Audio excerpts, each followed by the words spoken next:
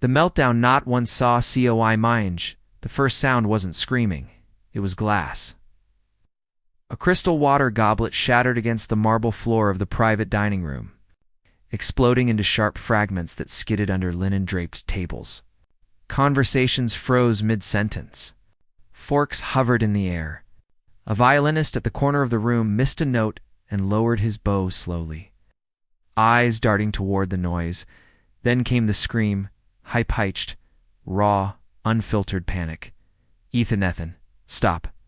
Please. Richard Hale stood up so fast his chair slammed backward into a waiter, nearly knocking him over.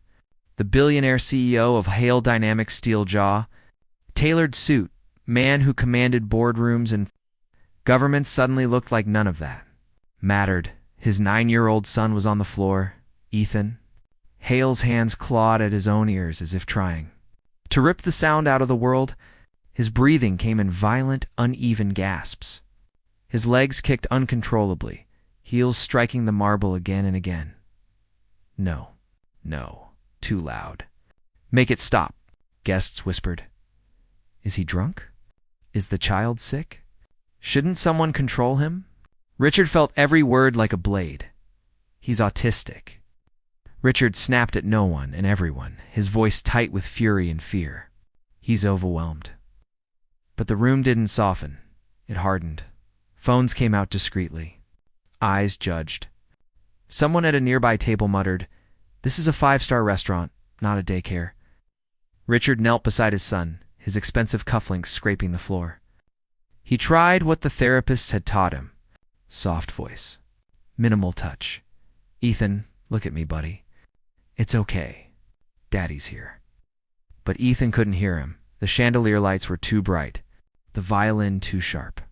The overlapping conversations too chaotic. The smell of truffle oil and perfume and polished wood crushed his senses like a vice. Ethan screamed again. Louder this time, a manager hurried over, face tight with forced politeness. "Mr. Hale," he said carefully, eyes flicking to the surrounding diners, "perhaps it would be best if we what?" Richard barked. "Leave?" The manager hesitated. That was answer enough. Anger surged through Richard's chestnut, the calculated anger he used in negotiations. But something hotter, uglier. Shame mixed with helplessness. He had built empires. He had crushed competitors. But this he couldn't fix. "I'll pay for everything," Richard said sharply. "Just give us a minute." The manager nodded stiffly and retreated. Richard turned back to his son, his voice breaking despite himself. "Ethan, please. Please calm down." But Ethan's world was on fire, and then someone else stepped forward. She wasn't loud. She didn't rush. She didn't look at Richard at all. A black waitress. Mid-20s maybe, slim build. Hair pulled neatly back under a simple server's cap, approached slowly from the side. Her name tag read Maya. Richard barely noticed her at first, till she crouched down. Not in front of Ethan, but slightly to the side. Not blocking his vision. Not invading his space. She spoke softly. "Hey." Ethan. Richard's head snapped up. "Excuse me," Maya held up one finger. Not to silence him, but to ask for patience. Her voice remained calm, steady, almost rhythmic. "You don't know me. That's okay. You don't have to look at me." Ethan's kicking slowed just a fraction. Maya continued, her tone low and grounded. "I see your hands are on your ears. That tells me the sounds are hurting right now." Richard froze. She wasn't guessing. She knew. "The lights are bright," Maya said gently. "Too many voices. Too many smells. It feels like everything is crashing in at once." Ethan's breathing stuttered. Maya reached into her apron pocket and pulled out something smaller, folded cloth napkin. She didn't hand it to him. She placed it on the floor near his hand.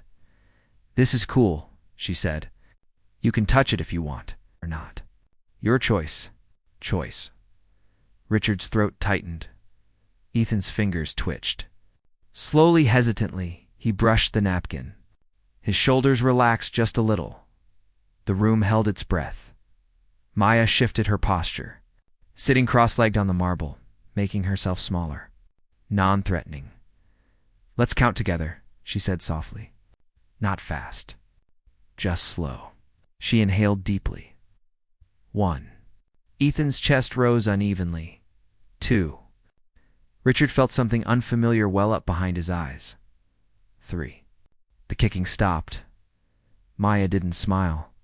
She didn't rush to celebrate. She stayed steady like an anchor. Good, she whispered. You're doing good. Minutes passed. The chandelier seemed dimmer somehow. The violinist had stopped playing entirely. The room, once buzzing with irritation, was silent. Ethan's hands slowly lowered from his ears. His eyes, red and wet, finally focused. Not on his father, on Maya. You're quiet, Ethan said hoarsely. Maya nodded. I try to be. Richard stared, stunned. No therapist. No specialist. No expensive program had ever calmed his son this quickly. How did you? Richard began. Maya finally looked up at him. Her eyes were calm, but there was something else there. A history. Because I've been there, she said simply. Before Richard could ask what she meant, a sharp voice cut through the air. Maya. The restaurant manager stormed over, his face flushed with anger. What do you think you're doing? He hissed. Get away from the customer. You're not paid to, Maya stood slowly. I was helping, she said quietly. You were interfering, the manager snapped. This is inappropriate. Go back to your section now, Ethan whimpered again. Panic flickering back into his eyes. Maya glanced down at him. Then, back at the manager. If I leave suddenly, she said.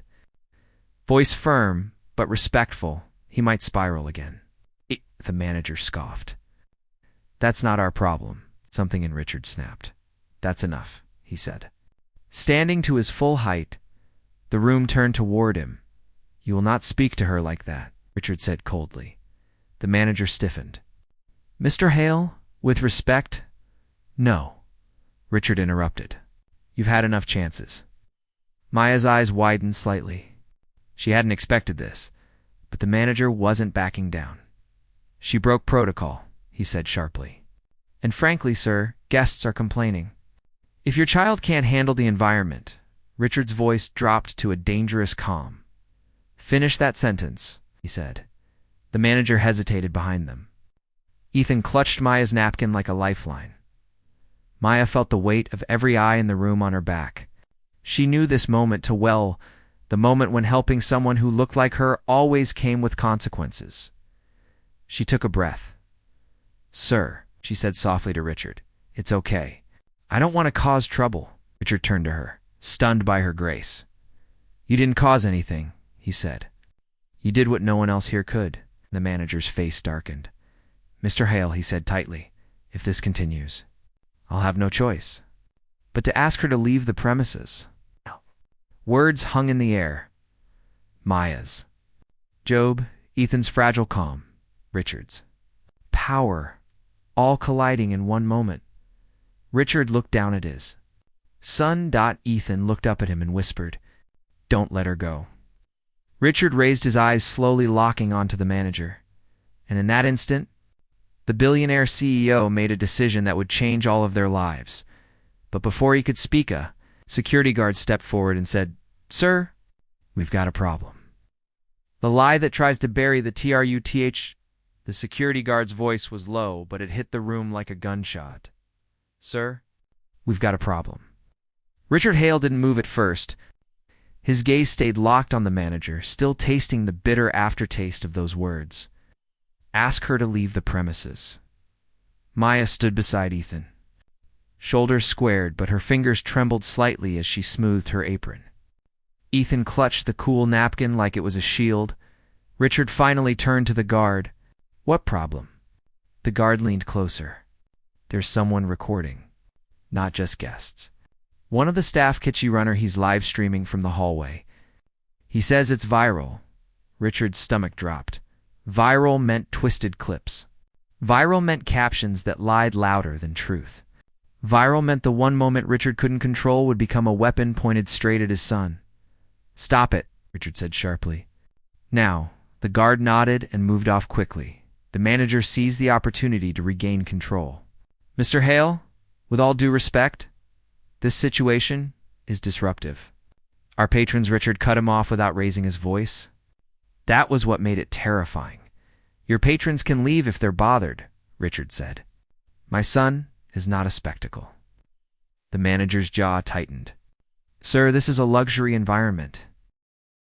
And that, Richard said, gesturing toward Ethan, is a human child.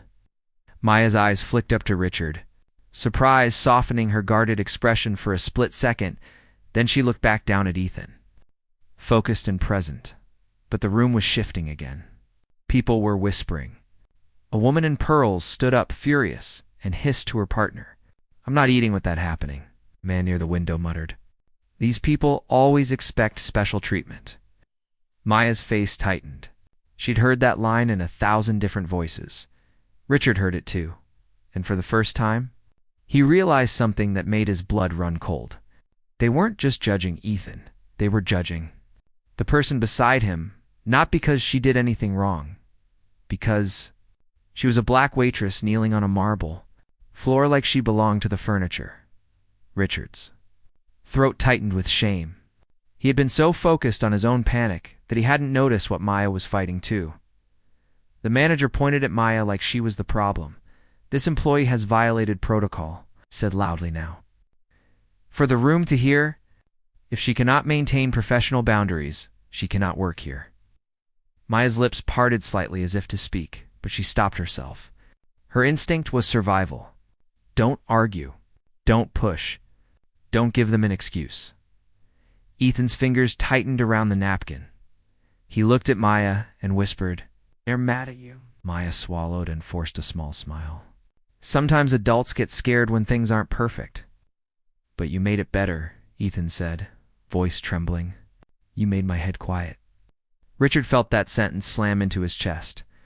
You made my head quiet. He turned back to the manager, and the room seemed to shrink around that one moment. You are not firing her, Richard said. The manager blinked. Sir, I'm not asking, Richard said. I'm telling you, a few guests gasped. Phones rose again, discreetly. The manager tried to recover. This is a private establishment. The ownership will support my decision. Richard's eyes narrowed.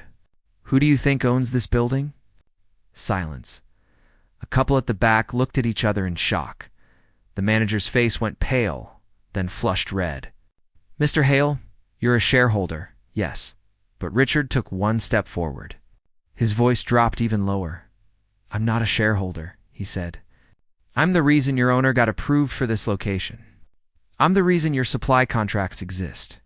And I'm the reason you have your renovations funded. The manager's mouth opened, then closed. Maya stood still, heart pounding. She didn't want to believe it. People like Richard Hale didn't usually defend people like her, not publicly, not when cameras were rolling, not when reputations were on the line, but Richard wasn't done. Now, he said, you're going to apologize to her, quietly, and you're going to give us a private room with dimmed lights and no music. The manager's pride battled his fear. Then he forced a smile thin. Ugly, of course, sir, he said through clenched teeth. Anything you need? Richard turned away, disgusted.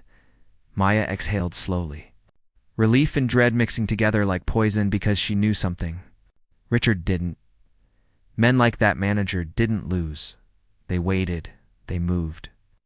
Ethan and Richard to a smaller private lounge at the backless noise, softer light. Ethan sat on a leather bench, shoulders finely dropping. His breathing steady, Maya stayed nearby, careful not to crowd him. Richard's phone buzzed, again and again.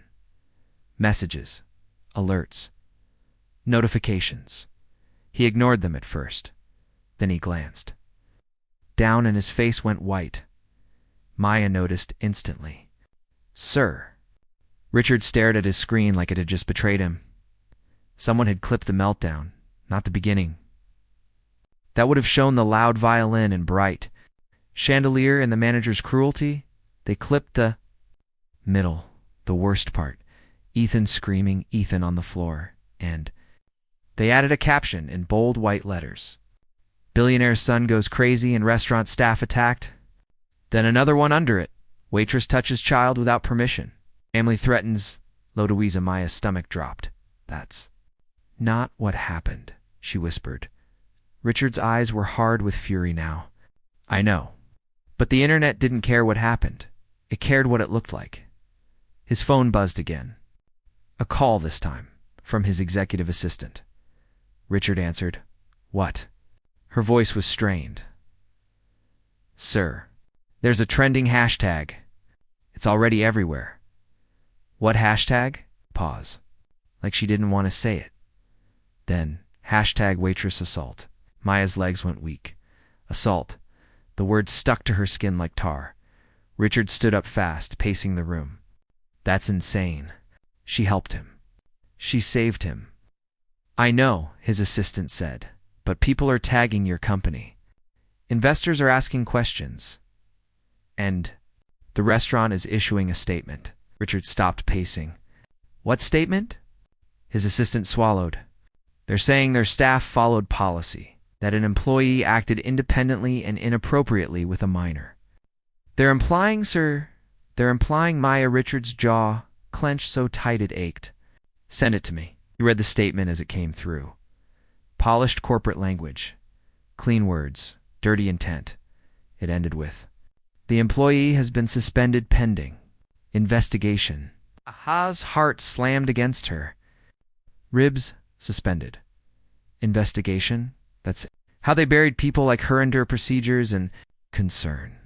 Richard looked up, eyes blazing. They did this because you're black, he said quietly. Maya's breath caught. She didn't answer because admitting it out loud made it real. Richard stepped closer. What's your last name, Maya? She hesitated. Johnson. Richard repeated it like a vow. Maya Johnson. I want you to listen to me. You did nothing wrong. Maya's throat tightened. Sir, you don't understand. If they want to ruin me, they can. They'll say I touched him. They'll say, I stop, Richard said, voice firm. I have the resources. I can fix this. Maya gave a bitter little laugh that wasn't humor at all. People like you always think money fixes everything, she said softly. Sometimes money is what makes people believe the lie faster. Richard flinched because she was right. His name could protect him. Her name could be destroyed. Outside the lounge, the manager's footsteps approached. He knocked once polite, too polite. Mr. Hale, he said through the door. May I come in? Richard opened it. The manager stood with a clipboard and a rehearsed expression of concern. Sir, I need to ask a few questions for our report. Richard stared at him. A report, as the manager said. Standard procedure. Maya's skin prickled. What kind of questions? The manager's smile didn't reach his eyes. Questions about boundaries. Richard stepped forward. She helped my son. The manager nodded slowly, as if agreeing, then said, And did she have explicit permission to touch him? Maya's mouth went dry. Richard hesitated because the truth was complicated. Maya hadn't asked out loud, May I help you? She had read the moment. She had saved Ethan before it got worse. But the manager was shaping the truth into a noose. Richard's silence lasted half a second, and the manager pounced. So there was no explicit permission, he said, writing it down. Understood. Maya's eyes widened. No, wait. The manager kept writing. Did you physically restrain the child in any way? No, Maya said quickly. I didn't restrain him. I didn't. The manager lifted his eyes. So you admit you made physical contact? Maya froze. Richard's hands curled into fists. This is insane. She placed a napkin near him. She spoke to him. The manager's face stayed smooth. Sir, social media footage suggests otherwise. Richard stepped forward, towering. You're going to weaponize a clip and destroy an innocent woman because you're afraid of bad reviews? The manager's smile thinned. I'm afraid of lawsuits, he said softly. And optics. Then he looked directly at Maya. Please, hand over your apron and name tag, he said. You're suspended. Effective immediately, Ethan, who had been quiet, suddenly stood up. His voice was small, shaky but clear. No. Everyone turned. Ethan's hands trembled. But he stepped between Maya and the manager like a tiny shield. She didn't hurt me, Ethan said. She helped me. The manager's expression faltered for a moment, then hardened again. Ethan, Richard said gently. Buddy Ethan shook his head, eyes wet. They're lying. Maya's eyes filled with tears she refused to let fall. The manager cleared his throat. Mr. Hale, please control your child. Richard's gaze snapped up like a blade. Don't you ever call him that? Silence? Then the manager leaned closer, voice low enough only Richard and Maya could hear. You think you can save her? He murmured. People already decided what they saw. Richard's eyes darkened. I'll destroy you. The manager smiled, calm and cruel. You'll try, he said. But there's one more thing. He tapped his clipboard. We have a witness. From your table, Richard's heart sank. A witness, Maya whispered. The manager nodded slowly. A guest, he said, savoring every word, who claimed she saw Maya act aggressively with the child. Richard's stomach dropped because he knew what that meant. It didn't matter what really happened anymore. It mattered what someone was willing to. I'd say on record. And then the manager added, almost casually, she's waiting in the front office right now. Richard stared at him, fury and disbelief twisting together. Who? Richard demanded. The manager's smile widened. You'll recognize her, he said. She's very close to your family. Maya's breath caught. Richard's mind raced through names. Then the manager turned and walked away, calling back over his shoulder, come when you're ready. Mr. Hale, we'll make this official. Richard stood frozen in the doorway, the weight of it crushing his ribs. Someone close to his family, someone who would lie, someone who could make Maya's life collapse with a signature. Richard looked down at his son. Ethan whispered, terrified, Daddy, is Maya going to jail? Richard didn't answer, because for the first time in his life, he didn't know if his power could protect the truth, and Maya still holding herself together with sheer will, whispered something even more heartbreaking. If that witness is who I think it is, they've been waiting to ruin me for a long time. Richard's eyes snapped to her. What do you mean? Maya swallowed hard, voice shaking. I think I've met your family before. Richard's blood ran cold. Where? Maya's lips parted in before she could answer. Richard's phone buzzed again. A new notification. A leaked video. A close-up. Shot Maya's face circled in red, and a caption that made Richard's stomach drop into darkness. Breaking. Waitress has a criminal past. CEO hides the truth. Richard stared at the screen. Breath stolen. Maya's eyes widened in horror, because she knew exactly what lie they were about to resurrect. The past they thought was private. Hale stared at the phone in his hand like it was a loaded weapon. Waitress has a criminal past. CEO hides the truth. The words pulsed on the screen, bold and merciless. Underneath them, Maya's face caught in an unflattering freeze frame. Eyes wide, mouth mid-breath was circled in red like a target. Richard slowly lowered the phone. The silence in the private lounge was suffocating. Maya didn't ask to see the screen. She already knew. Her shoulders sagged just a fraction, like someone who had been holding up a collapsing wall for years and finally felt it give way.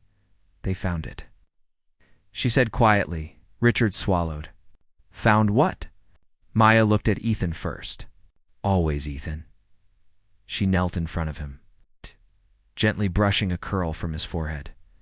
Sweetheart, she said softly, can you sit on the couch and cover your ears for a minute? Daddy and I need to talk. Ethan hesitated. He looked at Richard. Richard nodded. It's okay, buddy. Ethan did as asked. Curling up on the leather couch, fingers pressed tight against his ears, not because of noise this time, but because he felt something bad was coming. Maya stood. Her hands were steady now, but only because she had learned how to lock things away. It wasn't a crime, she said. Not really, but they always call it that. Richard's chest tightened. Maya, talk to me. She took a breath. 5 years ago, she began. I was a caregiver, private and home. I worked nights. Richard listened, unmoving. The woman I cared for was elderly. Dementia. Her son handled everything: money, paperwork, decisions. Maya's jaw clenched. He liked to remind me who I was. Who he thought I was. Richard felt anger rise, hot and immediate. One night, Maya continued. She fell hard, broke her hip. I called 911, stayed with her, held her hand. Her voice wavered just once. When the son arrived, he didn't ask how his mother was. He asked why I was in the house. Richard's fingers curled. He accused me of stealing, Maya said. Said money was missing, jewelry, things I'd never touched. Did they find anything? Richard asked. Maya shook her head. No, but his lawyer was fast. He said it looked suspicious. Said maybe I took advantage of her condition. Her voice dropped lower. I was arrested, questioned. My name hit the local news before I even saw a judge. Richard exhaled slowly, fury coiling in his chest. They dropped it, Maya said. No charges, no trial, no conviction. Then why? Because the arrest stayed online, Maya said bitterly. Because someone wrote a blog post. Because my face got tagged with words that never go away. She looked at him now. Eyes bright but unbroken. That's the criminal past they're talking about. Richard closed his eyes. A non-story. A lie inflated into a weapon. He opened them again, voice rough. They're using it to destroy you. Yes, Maya said simply, and it's working. Richard's phone buzzed again. He didn't want to look, but he did. A message from his legal team. PR recommends distancing yourself immediately. Optics are turning hostile. Share concern. Condemn unapproved employee actions. Protect brand. Richard let out a sharp, humorless laugh. Protect the brand, he muttered. Maya tilted her head.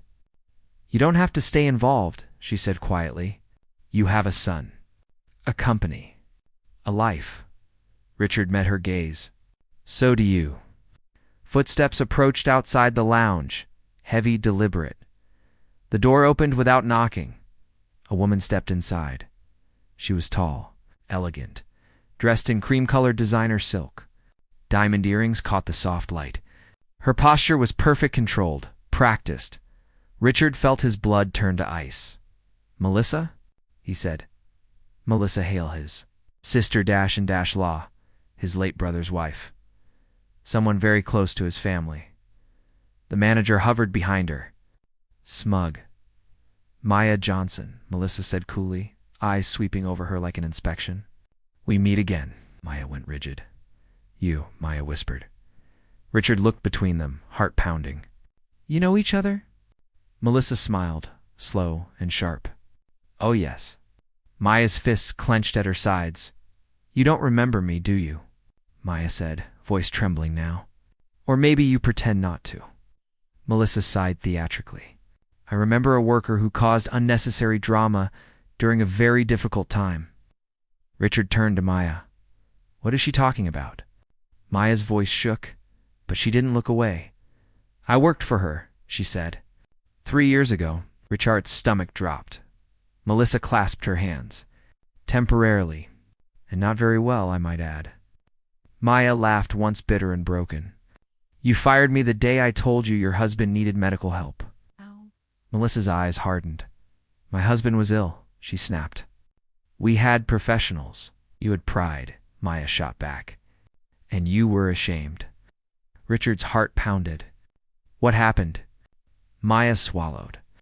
Her husband had early onset dementia. He wandered. He forgot things. He had panic episodes. Melissa's jaw tightened. I told her he needed evaluation, Maya continued. That he was declining fast. That hiding it would hurt him. You crossed a line, Melissa snapped. You had no right. I had every right, Maya said, voice breaking, because he begged me to help him. Silence fell heavy. Richard stared at Melissa. Is that true? Melissa looked away. The manager cleared his throat. Ms. Hale is here as a witness, he said. She claims Maya behaved aggressively and without authorization toward your son. Maya's head snapped up. That's a lie. Melissa's gaze returned, cold and calculating. You have a habit of inserting yourself where you don't belong. Richard stepped forward. You're lying to protect a restaurant manager? Melissa didn't blink. I'm protecting my family's reputation.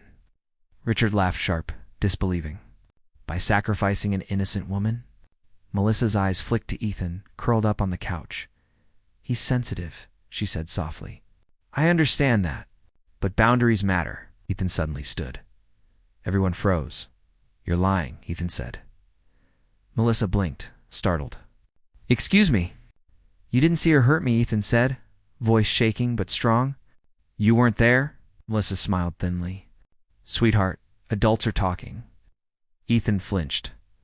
Maya dropped to her knees beside him instantly. It's okay, she whispered. You're safe. Melissa watched, eyes narrowing. That, she said sharply, is exactly what I mean. She encourages dependence. Richard exploded. That's enough. He roared. The room went dead silent. You will not weaponize my child, Richard said, voice shaking with rage. And you will not lie about this woman. Melissa crossed her arms. You're emotionally compromised. Richard stepped closer. And you're morally bankrupt. The manager cleared his throat again. Mr. Hale, with a witness statement and the online footage. We have sufficient grounds to terminate Maya permanently and report the incident. Maya felt the floor tilt beneath her. Report police. Again, Ethan clutched her sleeve. Please don't let them take her. Richard's chest burned. He turned to Melissa one last time. You know the truth. Melissa's lips pressed into a line. I know what protects my family, she said. Richard stared at her, really stared. And in that moment, something shifted. You're afraid, he said quietly. Melissa scoffed. Of what? Of what she knows, Richard said. About your husband? About what you hid. Melissa's eyes flashed. The manager stiffened. Maya's breath caught. Richard pulled out his phone again. Because I just remembered something, he said calmly. 3 years ago, I paid for a private research grant. Melissa's face drained of color. On elder care abuse and medical neglect, Richard continued, including anonymous caregiver testimonies. Melissa's voice shook. You wouldn't dare. Richard met her gaze, unblinking. I already did, he said. And if this goes public, your name will be everywhere. Silence. Melissa's perfect composure cracked. Just a hair. You'd destroy your own family, she whispered.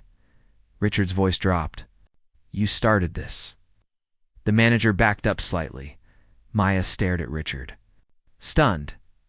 But before anyone could speak, Richard's phone buzzed again. Another alert. This one louder, bigger. National breaking update. CEO's son may be removed from custody. Authorities review. Dangerous environment. CLIMs. Richard's blood ran cold. Maya gasped. What does that mean? Richard stared at the screen. They're coming for my son, he said. Ethan's hands flew to his ears. No, he whispered. No. Melissa's lips curved into a faint, victorious smile. The manager straightened. Sir, child services have been notified. Richard looked up slowly, and in his eyes burned something terrifying. This, he said quietly, just became war. The moment the word tyranness, the word custody, echoed in Richard. Hale's head like a gunshot that never stopped ringing, removed from custody. Dangerous. Environment. Authorities notified. He stared at his phone, reading the headline again and again, as if repetition might change the meaning. It didn't. Each word was precise. Surgical. Designed to cut him open where it hurt. Richard felt Ethan's small hands grip the back of his suit jacket. Trembling, Daddy, Ethan whispered, voice cracking. Are they taking me away? Richard dropped to one knee instantly, pulling his son close, pressing his forehead gently against Ethan's. No, he said, forcing steadiness into his voice. No one is taking you anywhere. But even as he said it, he knew the truth. They were trying, across the room. Melissa Hale stood perfectly still, hands clasped, eyes unreadable. But Maya saw it. The flicker, the satisfaction she tried and failed to hide. The manager cleared his throat, emboldened now. "This is standard procedure," he said, feigning concern. "When a child appears distressed in a public space, and there are allegations of inappropriate conduct, you manufactured those allegations." Richard snapped. Melissa finally spoke, her voice smooth as glass. "Richard, you're reacting emotionally. You should let the professionals handle this." Maya felt something snap inside her. She stepped forward before she could stop herself. "Professionals," she said, voice shaking but strong. "You mean people who believe lies faster when they come from someone with money and power?" Melissa turned to her slowly. "You should be careful how you speak to me." Maya laughed bitterly. "I was careful once. It didn't save me." Richard turned to Maya. "They can't do this without evidence." Maya swallowed. "They don't need much. Not when the story already exists." Outside the private lounge, the restaurant buzzed again, but this time with something darker. Phones, murmurs, people whispering, "That's him." As Richard passed the door, he could feel the narrative slipping away from him. Then his phone rang. This time, he answered immediately. "Yes," a calm voice responded. "Mr. Hale, this is Child Protective Services. We've received multiple reports concerning your son's well-being." Richard closed his eyes. "Reports from whom?" he asked. "There's an eyewitness statement," the woman said, "and multiple videos circulating online." Richard opened his eyes and locked onto Melissa. "I want a lawyer present," Richard said.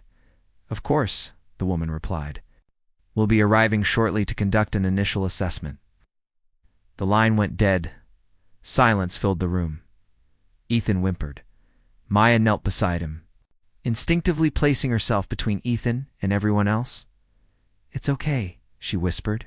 "Breathe with me," Melissa scoffed. "You're still touching him?" Richard turned on her like a storm. "If you say one more word, I swear you'll do what?" Melissa asked coldly. "Expose me? You think anyone will care about old medical disagreements when there's a child in danger?" Maya looked up at Richard, eyes wide with something close to panic. "She's right," Maya said softly. "They'll say I'm a risk. They'll say I manipulated him." Richard shook his head. "I won't let them." Maya's voice dropped. "Richard, if they connect me to this any further, it helps their case." Richard froze. "What are you saying?" Maya took a shaky breath. "I'm saying if I leave, it might protect Ethan." "No," Richard said immediately. "No, you're not the problem." "But they'll make me one," Maya said. "They always do." Melissa watched the exchange, eyes sharp. "A sensible choice," she said quietly. "Distance is wise." Richard's hand shook. Maya looked down at Ethan, tears finally slipping free. "I don't want to leave you," she whispered. Ethan clutched her shirt. "Please don't go. My head gets loud without you." Richard felt his heart crack before he could answer.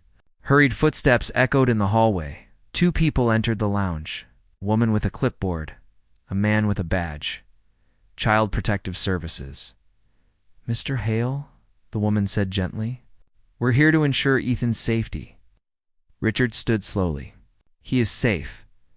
The woman glanced at Maya. "Who is she?" Maya felt every muscle in her body tense. Before Richard could answer, Melissa spoke. "She's a restaurant employee who acted inappropriately during a meltdown." Maya opened her mouth. "I'm his friend," Ethan said suddenly. Everyone turned. The CPS worker crouched slightly. "Hi, Ethan. I'm Karen. Can you tell me what happened?" Ethan's hands fluttered at his sides. He looked at Maya, then at Richard. "They were loud," he said. "Everything was loud." She made it quiet. Karen nodded slowly. "Did she hurt you?" Ethan shook his head hard. "No." "Did she grab you?" "No."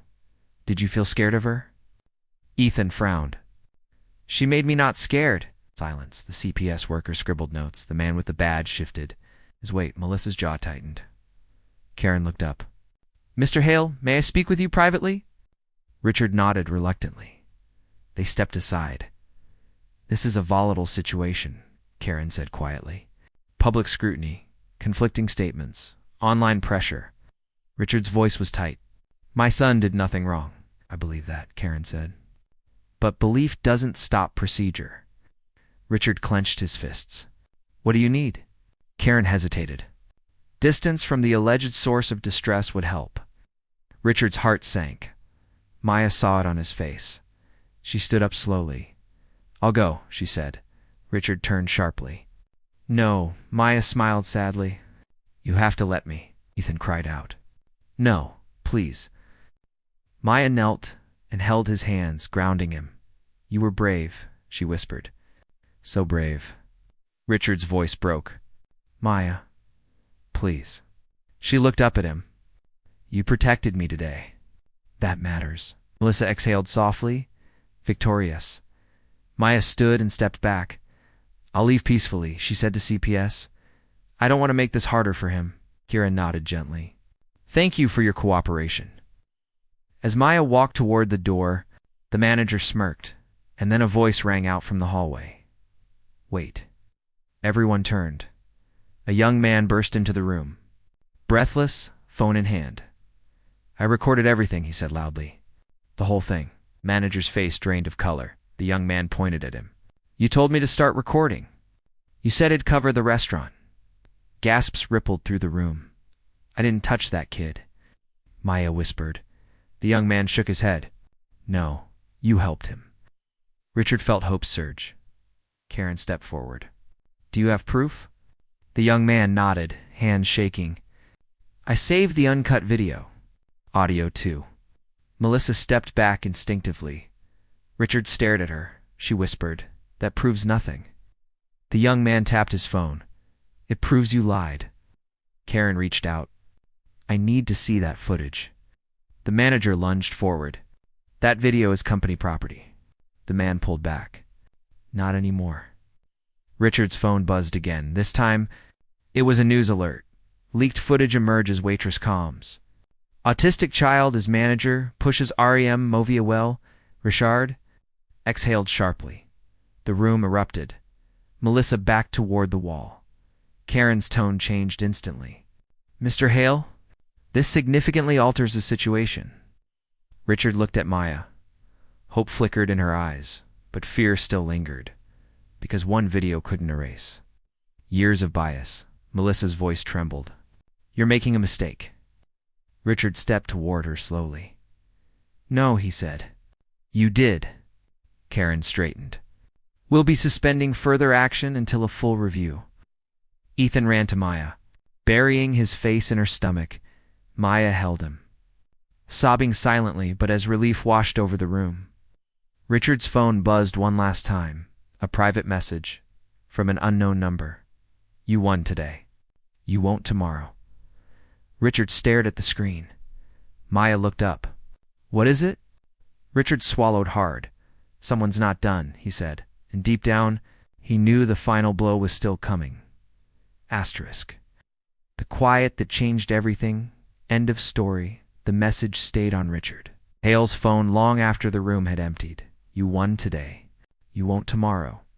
He read it again as the CPS workers left, as the manager was escorted into a side office by security, as guests whispered in confused clusters outside the lounge.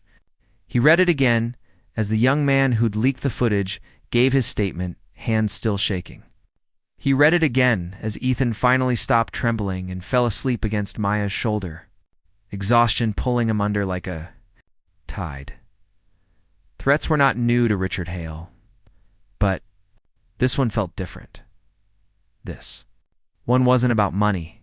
It was about power losing its grip and striking back. The next 48 hours were relentless. The uncut video spread faster than any lie ever. Had not because it was sensational, because it was human, the footage showed. Everything the clipped version had hidden. The blinding chandelier lights, the violin's shrill pitch, the manager's sharp impatience, the whispers from nearby tables. It showed Maya moving slowly, deliberately, asking nothing, forcing nothing. It showed Ethan's breathing steady under her guidance. It showed calm, replacing chaos, and it showed Melissa Hale arriving late, cold-eyed. already decided news anchors stopped using words like incident and started using words like injustice. Commentators questioned how often caregivers, servers, and workers of color were punished for compassion. Parents of autistic children flooded the internet with stories of judgment, removal, suspicion, fear, and at the center of it all was Maya Johnson. But this time, she wasn't alone. Richard did something no one expected. He didn't issue a PR apology. He didn't hide behind lawyers. He sat down, live in front of cameras with Ethan beside him. "My son is autistic," Richard said plainly, "and the world is not built for him." Ethan rocked gently, wearing noise-canceling headphones, his hand resting in Maya's. "And Maya Johnson," Richard continued, "saw my son when others saw an inconvenience." Maya tried to speak, but her voice failed. Richard kept going.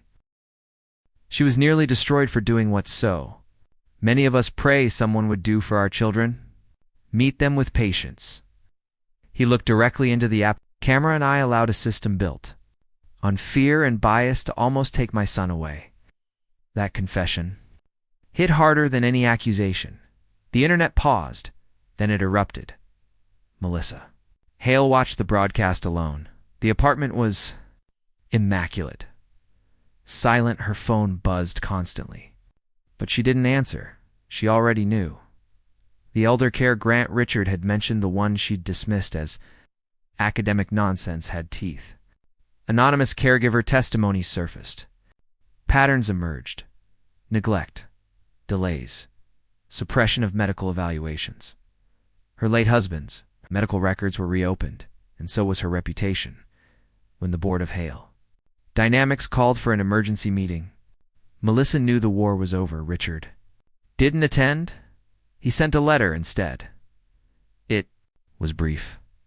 "I will not protect those who harm the vulnerable to preserve comfort." Melissa resigned the next day. No scandalous trial, no screaming. Headlines, just quiet consequences, the kind that last. Maya's suspension was reversed top publicly. The restaurant issued a formal apology, naming the manager's misconduct, announcing new training protocols, and quietly paying out settlements to employees who had come forward with similar stories. Maya read the email 3 times. Then she sat down on the edge of her bed and cried, not from relief, but from exhaustion. Richard called her that night. "I want to offer you something," he said. She was quiet for a long moment. "I'm not looking for charity," she said. "I know," Richard replied. "That's why I'm asking."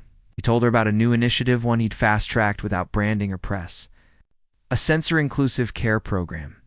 Real jobs, real training, real authority. Caregivers, servers, teachers, parents sat at the table from the beginning. "I want you to help build it," he said. "Not as a symbol, as a leader." Maya closed her eyes.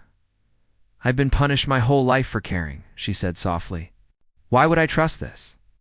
Richard didn't rush. "Because I'm trusting you with the one thing I can't afford to lose," he said. "My son's future." "That did it," Maya agreed. 3 months later, the room was quiet. Not sterile, not empty, just right. Soft lights, muted colors, gentle textures, no sharp echoes, no sudden sounds. Ethan sat at a low table, carefully lining up smooth stones by size and color. He hummed softly, content. Maya watched from across the room, clipboard tucked under her arm, not as a waitress, not as an accused woman, but as director of sensory care and inclusion. Richard stood beside her. Not speaking, they didn't need to. A mother approached hesitantly, her young daughter clinging to her leg, eyes wide with fear. "We were told this place is different," the mother said. Maya knelt, her movements slow and familiar. "It is," she said gently. "And so is your daughter." The girl peeked out. Curious, Ethan looked up and offered one of his stones. The girl smiled. Quiet settled again, not silence, but peace. Richard felt something loosen in his chest that he hadn't known was clenched. Later, as the sun dipped low, Ethan tugged on Maya's sleeve. "Do you still get in trouble for helping people?" he asked seriously. Maya smiled. "Not here." Ethan nodded, satisfied. Richard watched them, eyes burning not with anger this time, but with something close to reverence. He thought of the message. "You won today. You won't tomorrow." He deleted it. Some battles didn't need to be answered. They needed to be outgrown that night. Maya stood alone in the quiet room. Lights dimmed, the day finished. She thought of the years she'd spent, shrinking herself to survive, of the lies that nearly buried her, of the child who reminded her why she never stopped. Carrying her phone buzzed. A message from an unknown number. She froze, then she opened it. "Thank you for seeing my son when the world didn't," a mother Maya smiled through. Tears justice hadn't come. Loudly, it had come steadily, and in the end, it didn't roar, it listened, and that made all the difference.